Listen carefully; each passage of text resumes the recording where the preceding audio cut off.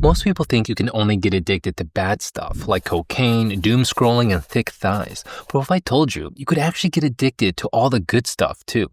Things like deep focus, discipline, and finally deleting all your ex's photos after she ran away to be with some guy named Bob. In this video, I'm going to teach you how to hack your brain to actually love the hard work 99% of people avoid. Oh my God! If you're new here, welcome. I'm a doctor who secretly wishes he could just be 5 years old again and just draw little stick figures all day. Anyway, today's lesson is something really powerful. I call it the DeLorean technique.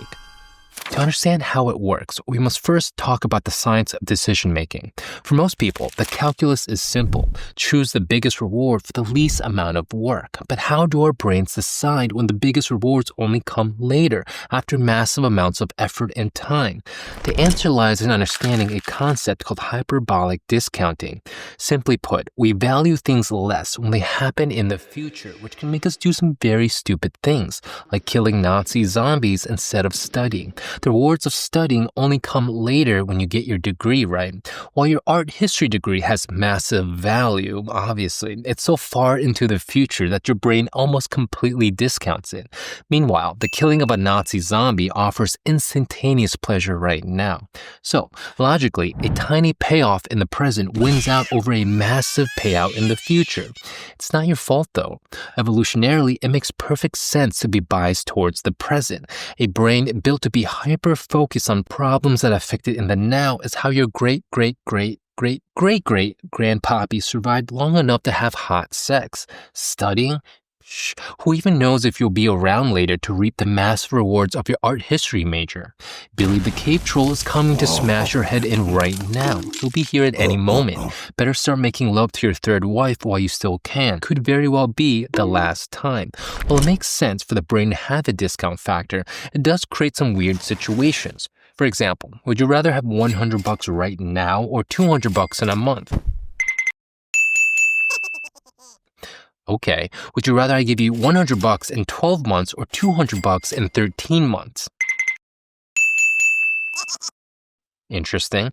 Now, let's fast forward 12 months. 1 month before I owe you $200, I go back and ask you, actually, I have $100 right here. Wouldn't you rather have this now instead? Yep. Of course you would. Economists call this phenomenon time inconsistency. Most people have on average a discount factor of 0.8, meaning on average, people value 100 in 1 month at around 80 to 90 today. People with addictions, ADHD, or underdeveloped prefrontal cortices have steeper discount curves. Their discount factors are at 0.5 or so. They may be perfectly fine with $50 today instead of a $100 bill tomorrow, but it's not just time inconsistency at play here, right? Even an average person with a discount factor of 0.8 would choose $50 today instead of $100 tomorrow if the $100 also required you to strip naked and run a few laps in public in the dead of winter while a bunch of tourists take pictures of your naked ass cheeks. Oh wait, never mind. Harvard students do this twice a year before their final exams, for free.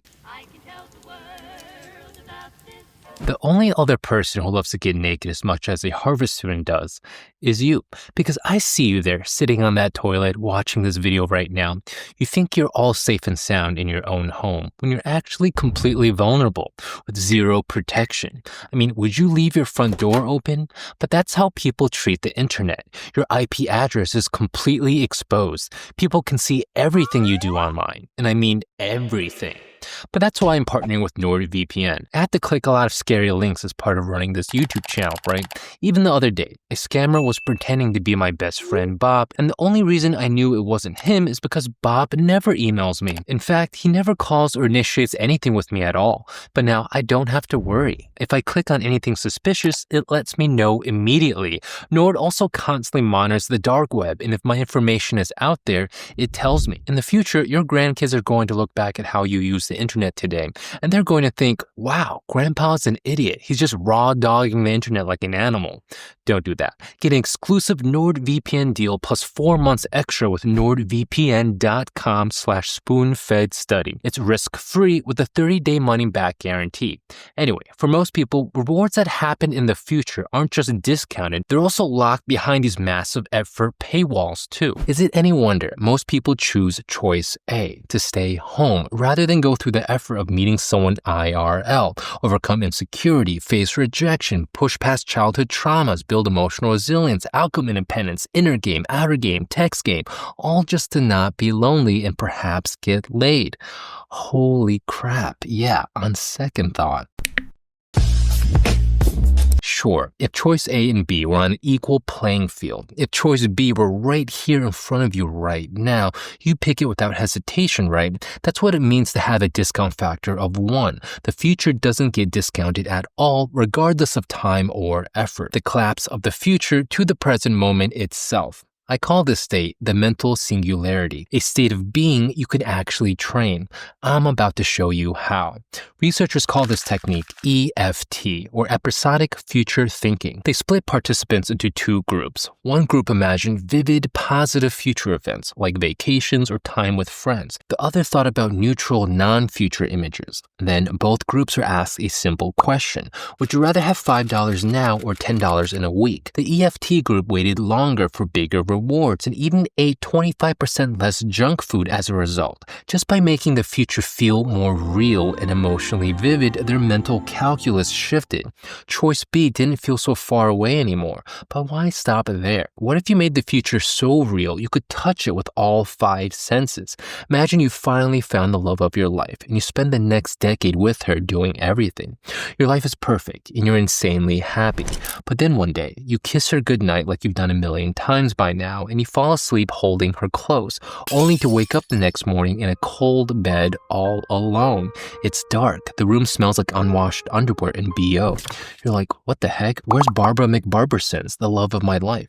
You look all over for her, but you can't find a trace of her presence. Her clothes are gone, her 50 pairs of shoes, all her makeup bottles. There's not even a single photo capturing her existence.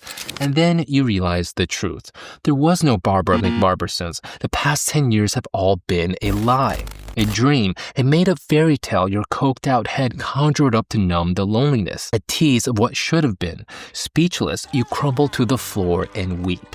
That's how real you need to make it. The future you want, the life you want to live, the dreams that you half-assedly chase right now should be so real that psychologically, the life you live now should essentially feel like a mistake. There's a psychological trick here as well. It's called loss aversion. Psychologically, we hate losing the things we already have more than we love getting the things we don't.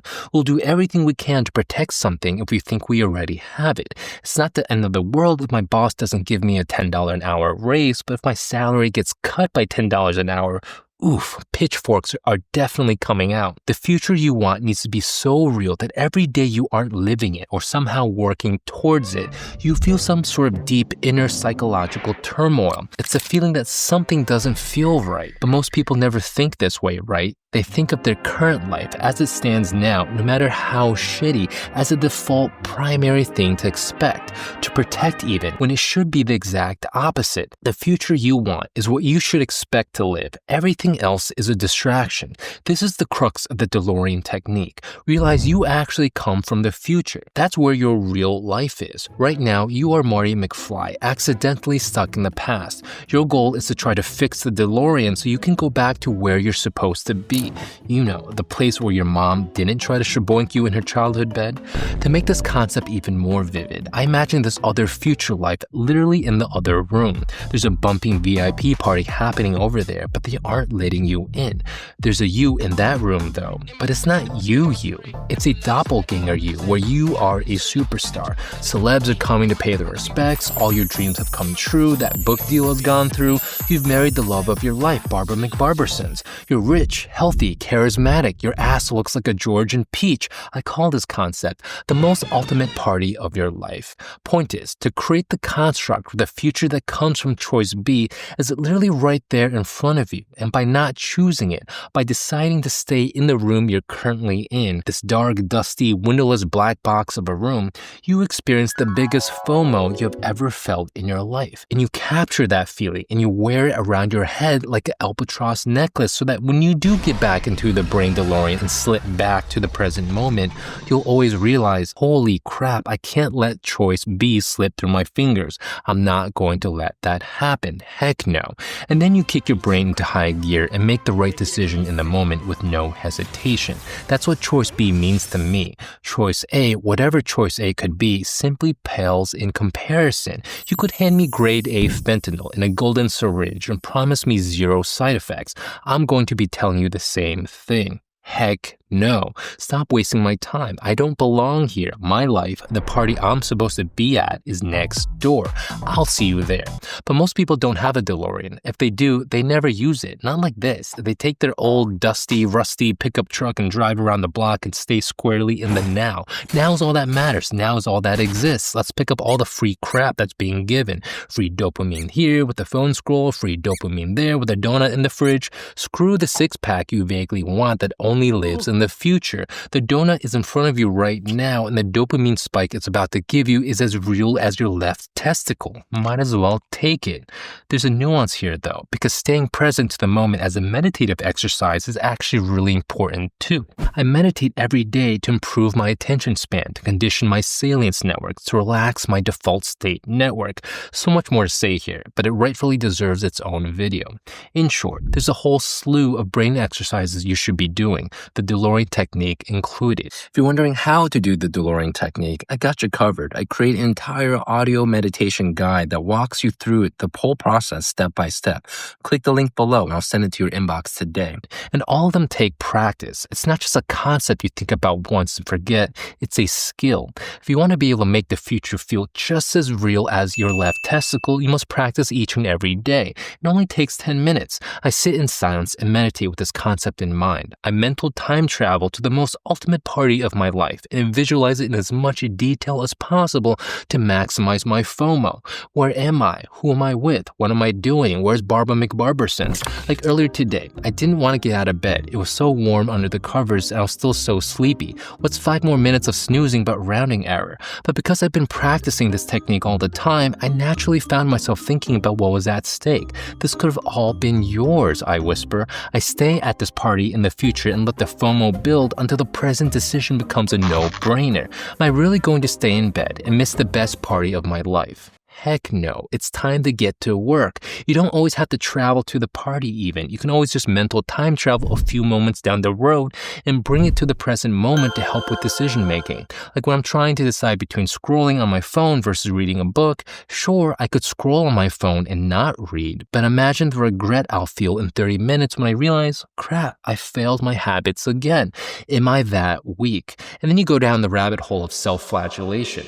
Why wait 30 minutes to feel bad about it? Feel bad about it right now when you still have a choice. By aligning yourself with the future very clearly, not only do you know what the right choice is, emotionally you now feel it too. And it's the emotion in the end that we are trying to target and manipulate. Because emotions are what truly decides what you do at the end of the day, not logic. In the end, this technique is about collapsing time itself, the future, the past, and the present, and all their associated emotions, how you feel right now, and how you will feel in the future based on what you choose in the now.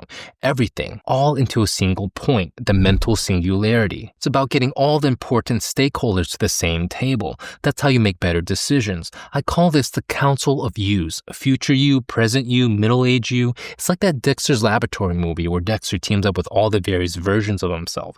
Teenage Dexter, prime of life buff Dexter, and old man Dexter to defeat the evil arch nemesis Mandark. And when you do that, you realize that in the council of yous, the only person who doesn't want to do the hard work is you.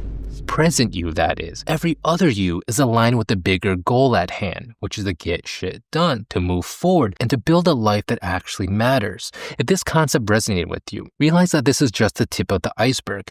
You may have the concept now, but is it something you'll actually consistently practice? You know what the analogy is? It's like watching a buff guy work out. It feels like you have accomplished something when in actuality, the real work starts now.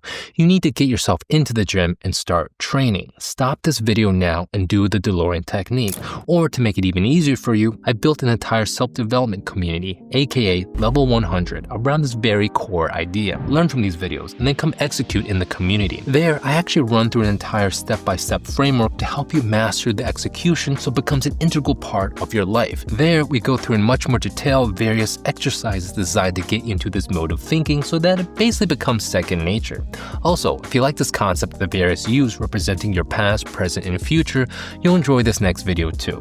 Check that out next. Until next time, my friends. Smell you later.